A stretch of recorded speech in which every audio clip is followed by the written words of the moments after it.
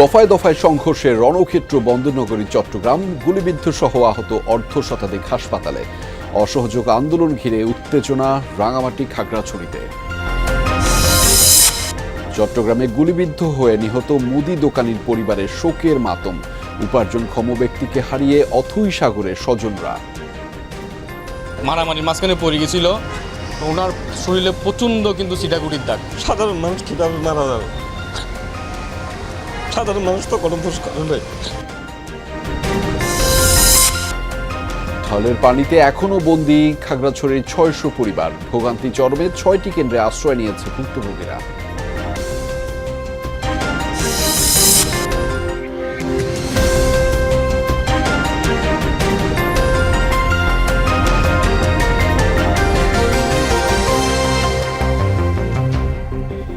দর্শক, এতক্ষণ শিরোনাম দেখছিলেন, আপনাদের সাথে আছে আমি আহমেদ রেজা। এবার জানাচ্ছি বিস্তারিত। আন্দোলনরত শিক্ষার্থীদের সাথে পুলিশ এবং সরকারি দল ও অঙ্গ সংগঠনের নেতাকর্মীদের দফায় দফায় সংঘর্ষের রণক্ষেত্র চট্টগ্রামের নিউ মার্কেট এলাকা। অন্যান্য পয়েন্টেও দিনভর চলে ধাওয়া পাল্টা ধাওয়া। সংঘর্ষে গুলিবিদ্ধ অবস্থায় অর্ধশতাধিকেরও বেশি মানুষ ভর্তি হয়েছে হাসপাতালে। বিভিন্ন পয়েন্টে আক্রান্ত হয়েছেন গণমাধ্যম কর্মীরাও। বৈষম্য বিরোধী ছাত্র আন্দোলনে শিক্ষার্থীদের সাথে পুলিশ এবং ছাত্রলীগের দফায় দফায় সংঘর্ষে রণক্ষেত্রে পরিণত হয় চট্টগ্রামের নিউ মার্কেট মোড়। চলে ধাওয়া পাল্টা ধাওয়া, গোলাগুলি। এক পর্যায়ে তা ছড়িয়ে পড়ে স্টেশন রোড, ঝুবলি রোড, কোতোয়ালি মোড়, সিটি কলেজ এলাকা পর্যন্ত।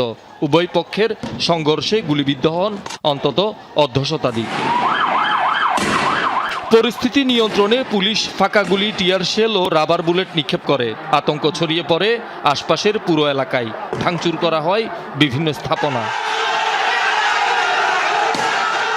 এর আগে সকালে আন্দোলনরত শিক্ষার্থীরা নিউ মার্কেট মোড়ে জড়ো হতে থাকলে এক সময়ে একই স্থানে সরকারি দল এবং অঙ্গ সংগঠনের নেতাকর্মীরাও পাল্টা অবস্থান নিলে বাধে সংঘর্ষ।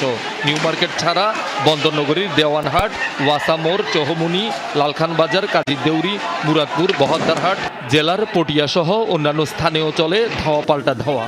সংবাদ সংগ্রহ করতে যাওয়া গণমাধ্যম কর্মীদের উপরও চড়াও হন অনেকে। হামলায় আহত হন ডেইলি স্টারের এক সংবাদকর্মী।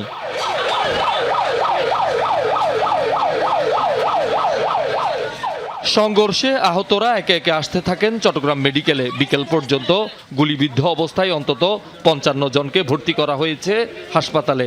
কয়েকজনের অবস্থা আশঙ্কাজনক বলে জানিয়েছে চিকিৎসকরা। শহীদুল সুমন, যমুনা নিউজ, চট্টগ্রাম। অসহযোগ আন্দোলনের প্রথম দিনে চট্টগ্রামে অনেকটাই ফাঁকা অবস্থা রয়েছে। সড়কে গণপরিবহন একেবারেই ছিল কম, ফলে ভোগান্তিতে পড়েন কর্মস্থলগামী মানুষ। এছাড়া দিনভর কোনো রুটেই চলেনি দূরপাল্লার বাস। জরুরি কাজে বাইরে বের হওয়া মানুষের মধ্যে দেখা গেছে আতঙ্ক। জরুরি সেবা সংশ্লিষ্ট প্রতিষ্ঠান ছাড়া খোলেনি বেশিরভাগ দোকানপাট এবং মার্কেটও।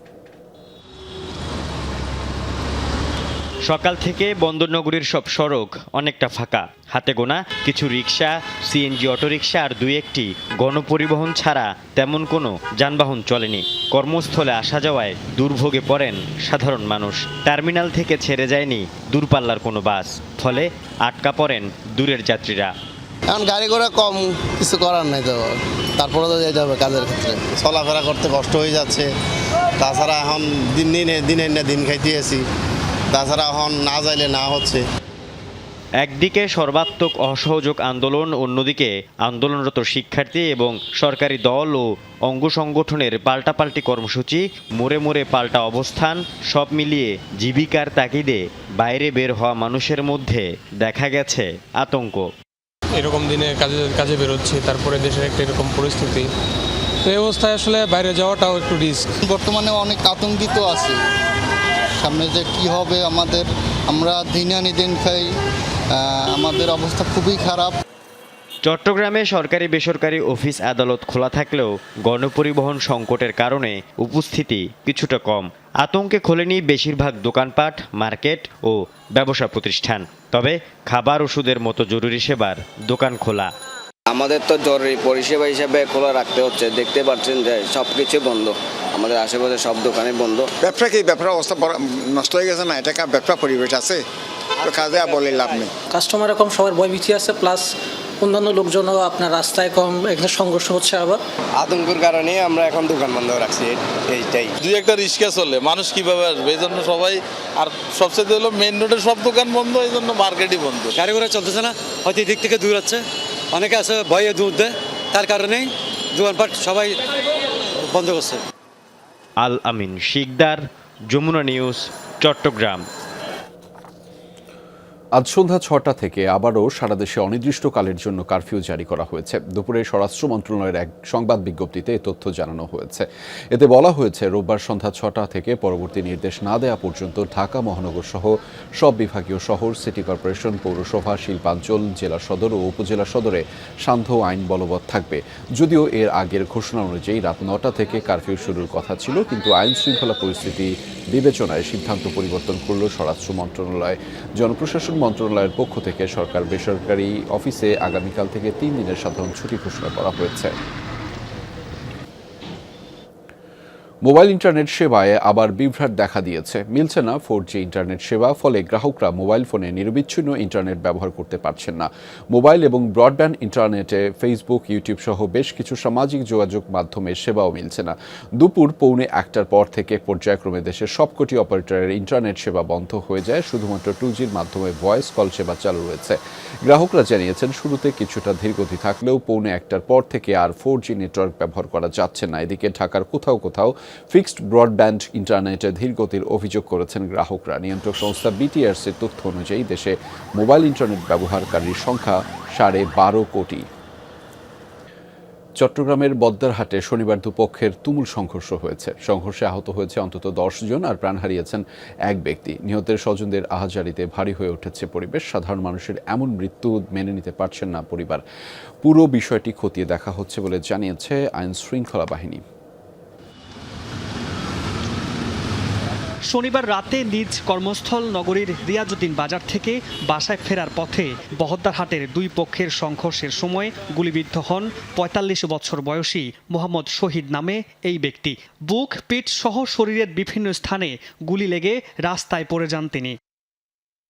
পরে স্থানীয় কয়েকজন তাকে নগরীর একটি বেসরকারি হাসপাতালে নিয়ে গেলে আইসিইউতে ভর্তি করা হয়। কিছুক্ষণ পরেই মৃত্যুর কোলে ঢলে পড়েন শহীদ। মা তো কালকের থেকে অজ্ঞান বাসায়, ওনার বয়স্ক বাবা আছে, উনি নিজেই কথা বলতে পারতেছে না। মারামারির মাঝখানে পড়ে গেছিল, ওনার শরীরে প্রচণ্ড কিন্তু ছিটাকুটির দাগ। এরপর নিহতের মরদেহ চট্টগ্রাম মেডিকেল হাসপাতালের মর্গে পাঠানো হয়। এমন খবর শুনে মর্গের সামনে ছুটে আসেন নিহত শহীদের স্বজনরা। আমার ভাইয়ের সাথে কথা বলছে, কি স্ট্রংভাবে কথা বলতেছে। ঘন্টাখানিক, আধা ঘন্টা বা 10 মিনিট পর মনে করেন আমার ভাইয়ের দান চলে গেছে। যারা ডেলি রোজগার করে তারা কিভাবে খাবে, কিভাবে চলবে, রাস্তায় কিভাবে চলাফেরা করবে, ওইটাই হচ্ছে যে সম্পূর্ণ বিচার ওখানে কি তুলে ধরতে হবে। পরিবারের উপার্জনক্ষম ব্যক্তিকে হারিয়ে দিশেহারা পুরো পরিবার। আদরের ছোট ভাইয়ের কথা বলতেই কান্নায় ভেঙে পড়েন বড় ভাই। দুপক্ষের সংঘর্ষের বলি হয়েছেন বলে দাবি তার। সাধারণ মানুষের এমন মৃত্যু মানতে পারছেন না তারা। সাধারণ মানুষ কিভাবে মারা যাবে? সাধারণ মানুষ তো কোনো দোষ করে নাই। সাধারণ মানুষ কেন মারা যাবে? এত পথচারী, সাধারণ মানুষ মারা যাবে? এত কোনো আন্দোলনও নাই, কোনো পার্টিতে নয়। নিহত শহীদ নগরীর 1 কিলোমিটার এলাকায় পরিবার নিয়ে থাকেন। পুলিশের দাবি, বহদ্দারহাটের সংঘর্ষের ঘটনায় পুলিশ গুলি করেনি, তবে কে বা কারা গুলি করেছে সেই বিষয়টি খতিয়ে দেখা হচ্ছে। মামুন রশিদ তৌফি, যমুনা নিউজ, চট্টগ্রাম। গেল ঈদে ডাবল খুশি অফারে যমুনা রেফ্রিজারেটর কিনে ফ্রিজ পুরস্কার পেয়েছেন এক গ্রাহক। চট্টগ্রামে যমুনা ইলেকট্রনিক্সের এক্সক্লুসিভ পরিবেশক হক ইলেকট্রনিক্সের বন্দরটিলা শোরুমে এক অনুষ্ঠানে বিজয়ী গ্রাহক অমল রায়ের হাতে পুরস্কার তুলে দেওয়া হয়। এ সময় যমুনা ইলেকট্রনিক্স অ্যান্ড অটোমোবাইলসের ডিরেক্টর মার্কেটিং সেলিমুল্লাহ উপস্থিত ছিলেন। ডাবল খুশি অফারে 30% নগদ মূল্য ছাড়ের পাশাপাশি গ্রাহকরা motorcycle, fridge, smart TV, AC, oven সহ অসংখ্য হোম অ্যাপ্লায়েন্স জিতে নিয়েছেন বলে জানিয়েছেন তিনি। অনুষ্ঠানে হক ইলেকট্রনিক্সের এমডি একরামুল হক, যমুনা ইলেকট্রনিক্সের কর্মকর্তা সহ স্থানীয় ব্যবসায়ী সমিতির নেতারা উপস্থিত ছিলেন। সম্মানিত ক্রেতা সাধারণ আছে, তারা যদি আমাদের যমুনা প্লাজা কিংবা আমাদের ডিলার পয়েন্ট থেকে কিংবা অনলাইন থেকে যদি আমাদের প্রোডাক্ট কিনে থাকে, সেক্ষেত্রে তারা নিশ্চিত ক্যাশ ডিসকাউন্ট পাচ্ছে আপ টু 30% পর্যন্ত। এর বাইরেও তার অনেকগুলো পুরস্কার জেতার সুযোগ রয়েছে, যেটা মোটরসাইকেল, এই যে আজকে আমরা যে ডিপ ফ্রিজটা দিচ্ছি, deep fridge, AC, refrigerator, home appliance, অসংখ্য পুরস্কার জেতার রয়েছে। আমি যমুনা ফ্রিজ ক্রয় করেছি, তা ভাগ্যক্রমে আমার কপালে যমুনা ফ্রিজ, ডিপ ফ্রিজ পাইছি। যমুনাকে অসংখ্য অসংখ্য ধন্যবাদ। ওনারা প্রতি বছরই কাস্টমারদেরকে খুশি করার জন্য বিভিন্ন অফার নিয়ে আসেন এবং ওনারা কাস্টমারকে সন্তুষ্টি করার জন্য আপ্রাণ চেষ্টা করেন। দর্শক স্বাগত আরও একবার, আপনারা দেখছেন আজকের চট্টগ্রামের আয়োজন। টানা বৃষ্টি ও পাহাড়ি ঢলে খাগড়াছড়িতে প্লাবিত এলাকায় পরিস্থিতির কিছুটা উন্নতি হয়েছে। সকাল থেকে জেলার দীঘিনালা উপজেলার সাথে রাঙামাটির বাঘাইছড়ি ও সাজেক রোডের যান চলাচল স্বাভাবিক হয়েছে। দীঘিনালার মেরুং এলাকায় প্লাবন পরিস্থিতি অপরিবর্তিত থাকায় রাঙামাটির লংগদু উপজেলার সাথে সড়ক বিচ্ছিন্ন রয়েছে। একই সাথে মেরুংয়ের কয়েকটি নিম্নাঞ্চলের 600 পরিবার এখন পর্যন্ত পানিবন্দী রয়েছে। এর মধ্যে প্রায় 300 মানুষ আশ্রয় নিয়েছেন 6টি কেন্দ্রে।